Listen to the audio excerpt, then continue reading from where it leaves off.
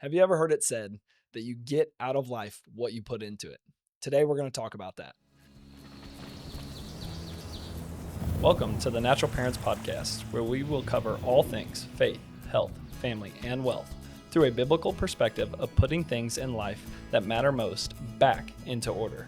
We're reminded in Matthew 6:33, where Jesus said, "But seek first the kingdom of God and all of his righteousness, and all of these things will be added unto you." Join us each week as we focus on what truly matters most in this life and passing those values on to the next generation. This is the Natural Parents Podcast with Ryan and Abby Hukin. I know that there are 3 laws when it comes to sowing and reaping. Number 1, you reap what you sow, you reap more than you sow, and you reap later than you sow. So if you have been hoping to get more out of life, let's chat about that. Oh, that just makes me think of a garden. You love gardening. I do love gardening, but it's the thick of gardening right now, and it's hot. Thick. It's hotter than hot, and some things are doing really well, and some things aren't. Weeds are Doing it. great. Like, we are so abundant in the weeds. And that just makes me think of, I walked out this morning mainly because I had to, so that the anxiety of not going to the garden didn't overwhelm me. Sure. Because I knew the weeds were going to be waiting for me to say good morning. And I was like, pulling some cucumbers off that were way too big. So they immediately went to the pigs. And I was looking at my tomato plants and, got some red ones off. And I'm like, y'all look sad, like sad. But, what's been on my list for a long time is find a good fertilizer and, do worm castings and all of these different things, of which haven't done. Hate to even say that. So I'm reaping, what I've sown. Yeah. Granted, had I not planted the seeds to begin with, I wouldn't even have that. But Yeah. just makes me think of that and how if I just, took a little bit of time in there and all of that. Well, and I think I don't know. I love the gardening analogy. I love this concept of reaping and sowing and reaping, purely because there is an element that requires our effort, right? We have to put in work into the equation, but it's also so heavily dependent on God. Like well, he set it up that way, right? Like he told us that's how we would have to, farm the ground essentially to be able to provide for ourselves. But that being said, I love this saying, and I attribute it. I heard it from Myron Golden.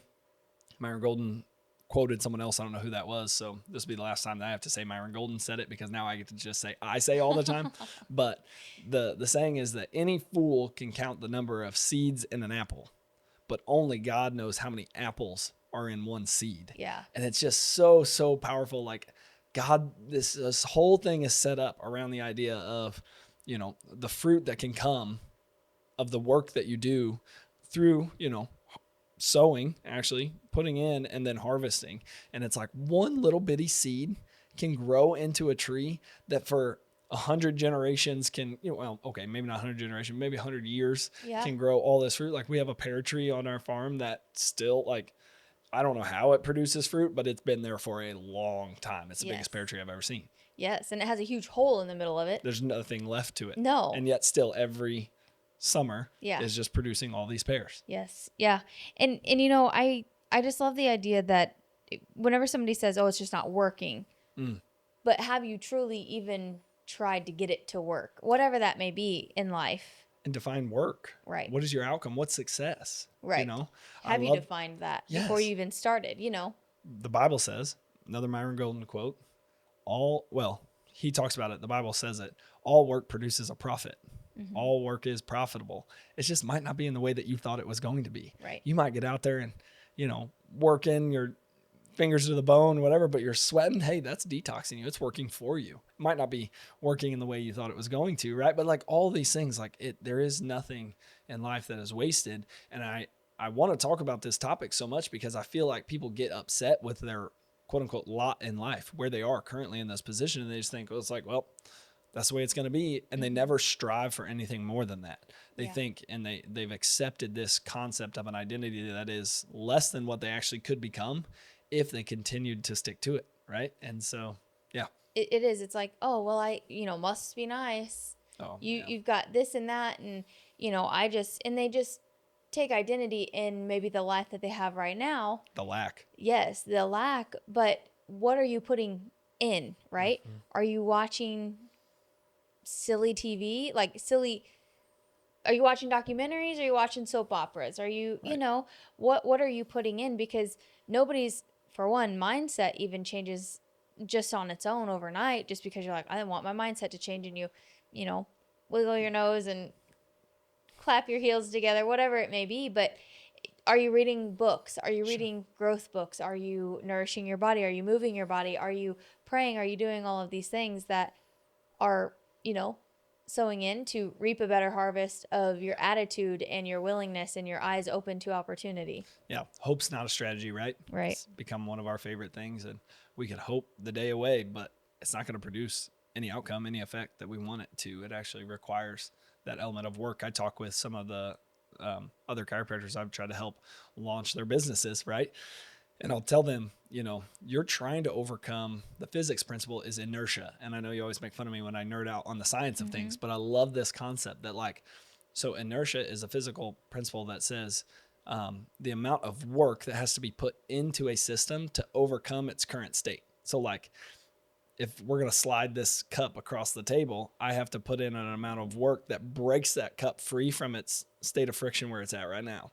Well, most of the time people are at a certain point in their life and they want to level up. They want to improve their marriage. They want to be better at communicating with their children. They want to create a business, whatever it might look like. And they're just sitting on the couch wanting into eternity, right? And it's like, no. It takes work. We got to get up and we got to overcome the tendency for that thing that you've conceptualized in your mind to stop being at rest and start moving and start working for you, right? It's that concept of like rolling a boulder up a hill.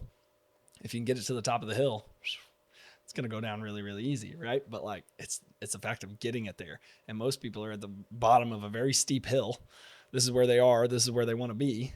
And they're just not willing to get it there. And so they're not putting anything into life to get out of it more. Yeah, and this makes me think of back to my garden.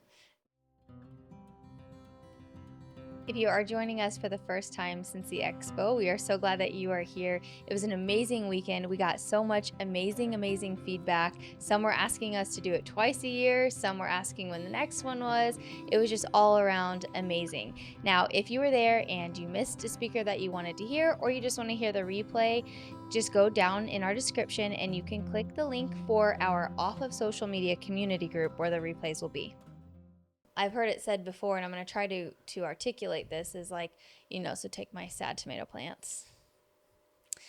There's always luck. They are producing. They are producing. They just look sad. But take a sad tomato plant, right?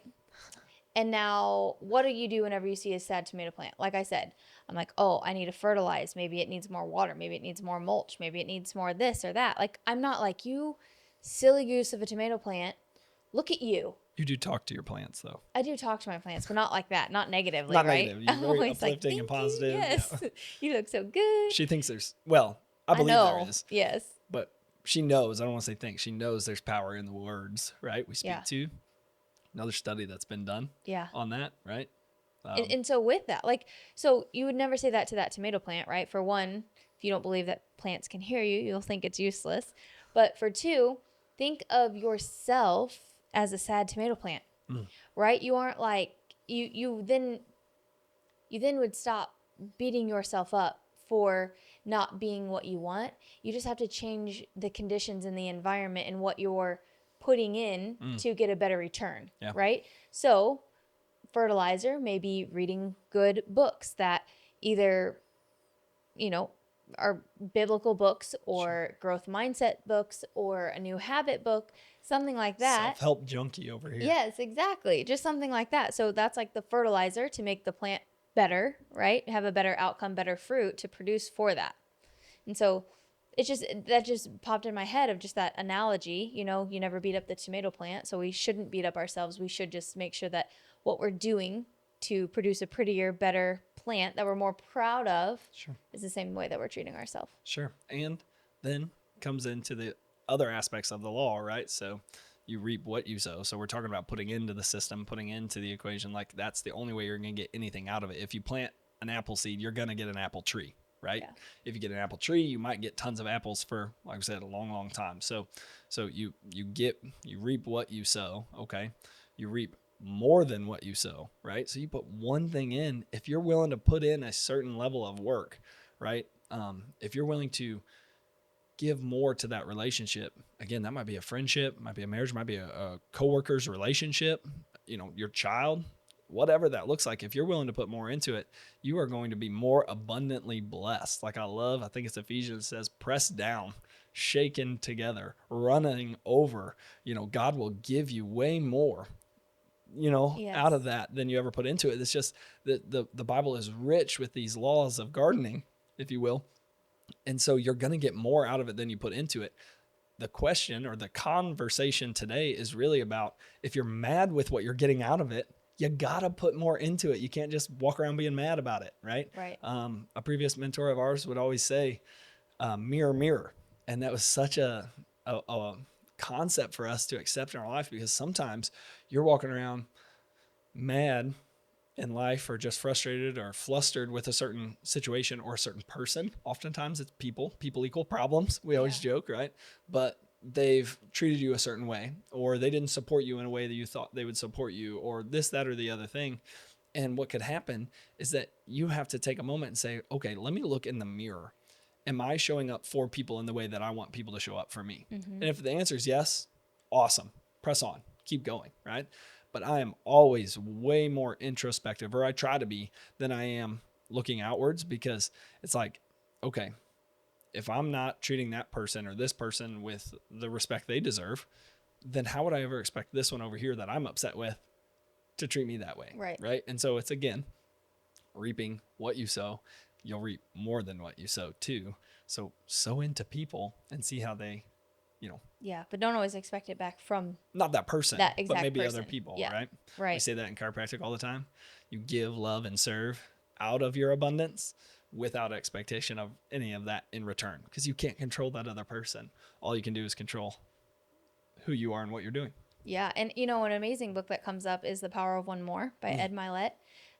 Amazing book of just that one more habit, that one more, just one more, a little bit further, a little bit more. And that he talks about just like builds your confidence of, yeah, I can do this, but it also builds good habits, which that effort is the gap between what you desire and your reality. Yep. And so just making sure that you're doing that. And so it can be the smallest little habit that you're trying to form, getting up and drinking water and minerals before you do, coffee or something like that. Just one little habit, one more thing to really start to reap what you sow. Absolutely. And more than what you sow and all that. Yeah. Okay. Side note, how cool would it be one day if this podcast gets big enough that we have Ed Milet on the podcast, or we're on the Ed Milet podcast. Maybe I'm fanboying over Ed Milet, really but love him. he's a super awesome guy. If you guys don't know him, check him out. We'll put his book in the description, because it is a book worth reading for sure. I don't care who you are. It would be beneficial for you to read it without question. Last one is the fact that we reap later than we sow. So patience, right? Like how hard is that in gardening even? In gardening, it's so hard. I love gardening, even though my tomato plants don't look like it. But it's, you have to wait. It's a patience game, right? Nothing is immediate gratification, which I really do believe that exercising delayed gratification is so beneficial for a lot of different reasons. And this world is only making us more dependent on that immediate gratification. And so anytime we can practice that and practice that self-discipline, I think that's going to pay off, because that's why you stick with habits that are only going to improve you, further on. Sure. Okay. We're on Ed Milet, so I can't help but think about this, because in the same aspect of this is like, yes, we can be patient, but can we also live in a mindset of expectancy based on how close we are to achieving the thing that we want to achieve? So Ed talks about proximity, the power of proximity. So his book is The Power of One More. right? And like, I can do one more thing. I can do one more rep. I can do one more phone call. I can write one more thank you letter, all these things. And you just never know how much power that could have in it, especially if you start to stack up a life of one mores. But he talks about how so many people give up on their hopes and their dreams, the marriage of their dreams, their children that have gone astray, or whatever that looks like. Like, what if you thought that you were closer than you actually are? Right? Like just the power of that thought. Yes. Like, I am so close to achieving that thing that I've set out in my life to accomplish. And so the analogy he gives is the difference between running a 40-yard dash and a marathon. So a marathon is 26.2 miles. If we all were going to run out today, leave from this studio and just take off for 26.2 miles, like, what would our pace be like? Like, are you going to be sprinting for 26.2 miles? No chance. Now, we might walk, we might jog, we might just be like, okay, we're on the journey. We're on the journey. And that's an aspect of life that is true. There's a journey aspect of this life. But the other part of it is like, what if you thought you were only 40 yards away from accomplishing the thing of your dreams, Right. accomplishing what you want out of life, right? Oh my goodness, look at your pace. You'd be sprinting. Yeah. You'd be pulling hamstrings if you had to, right? Yes. And so there's power in that when you're putting into the first two aspects of the laws of sowing and reaping, knowing that, yes, you got to be patient because there is a later, but the only difference between the future reality that you can perceive in your mind and it actually coming true is time. If you do the work on the front end, if you sow the seeds, if you take care of and cultivate the garden, right? If you do all the stuff that you're supposed to do. And so that's the equation for the day, is make sure that you're doing the work that you've been put on this planet to do. Yeah, and I think that just keeping a journal of everything that you want to do and the habits you want to form, the habits you are forming, but then also making sure to journal about the things that are happening, right? Because you always think, oh, well, when then, right? And I think that can be so easy to fall on the when then, when this happens, then I will be successful, happy, at peace, whatever that may be. And so whenever you really are journaling and you're intentional about looking at the things that you have accomplished, because by the time you get to the win, you've already moved on to another milestone that you're striving for. And so just being able to celebrate those wins, even though they may be overlooked, I think is a super powerful tool to really propel you into continuing to go and doing the one more. Absolutely. Dave Meltzer says that there is no better than here. And so we'll do that all the time in our minds. Like, when I get to this place in life, when I get there, then, as you're saying, then I'll be happy. I'll be able to take a break. So it's like, hold on now, because you're right now in this moment. That's all we've got, right? I've heard it said that anxiety is living too much mentally in the future. Depression is too much living in the past. All we get is this moment right here, right now in this life. Tomorrow's not guaranteed. Yesterday already happened. Let it go. We can't change it. Make the most of this moment in your life, in your relationships, your marriage, your friendships, your children. If you're not in a place right now where you want to be with those things, just know that you have the power to change it. From the bottom of our hearts, we want to say thank you for listening. If you enjoyed this podcast, please share it with someone you know and leave a review. By doing so, we're able to grow this community of amazing people just like you and raise a generation of children that know God and do His will on earth. We'll see you next time.